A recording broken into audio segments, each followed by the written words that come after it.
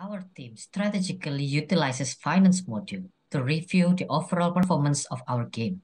For example, we can review which expense is the largest and eroded our profit. Also, we can see in the cash flow module where our money goes when we felt our cash on hand is decreasing.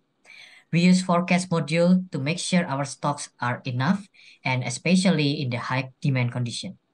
Being familiar with the forecast module also help us to detect crisis immediately, which will help us to be quickly aware of any other impact of the crisis in the game. It starts with opening 6 out of 7 locations where we want the size for each of them are 100 meter squares, which is enough to contain some stock in the first days with less operating expense. Then along the way, we will procure goods into stores with certain amount and take the big ones to get more discount. Don't forget to make sure it's retail stock safe so we can sell product every day. Also to calibrate retail prices more than competitors because it affects retail market shares later. On marketing, we will set it more than competitor does, but in the other hand, we want to keep return on investment positive, so we will calibrate marketing and retail prices parallel to make sure the ROI is still positive. Then optimize business intelligence to support in-game decision making. And list subscribe marketing report to know how competitors are doing. On the e-commerce module, we are using our search tools to specify what, which, and how many kind of product that we want to focus on. Based on our experience, it will save more time for us to take action immediately. Our strategy is focused on selling products that we are producing and buying raw material to reduce cost of goods sold. On the production modules, we are focused on melon and apple juice because they are the lowest price for raw materials. We are usually using two machines that can produce 20,000 juice daily to cover run. It will reduce our cost of goods sold as low as possible so we can bid below the market price to get more profit and market share. After P2P module is open, we need to do a quick analysis. There are two kinds of P2P offer, bid or deal.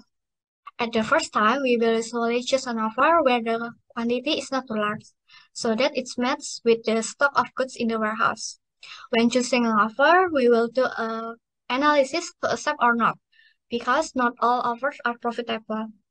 For deal, things to consider is price, quantity, and need day. And for bid, maximum bid price and minimum bidder is also point of analysis before selecting a bid. We can adjust the price so that the price we offer can be the winner. For bid, we usually compare the current offer price with the previous one. Allocate, pack and ship and warehouse. In shipping, we analyze shipping costs and delivery times.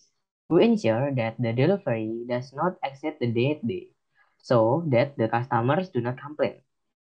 And if the time needed for need day is short, we will choose fast delivery, even though the cost is more expensive.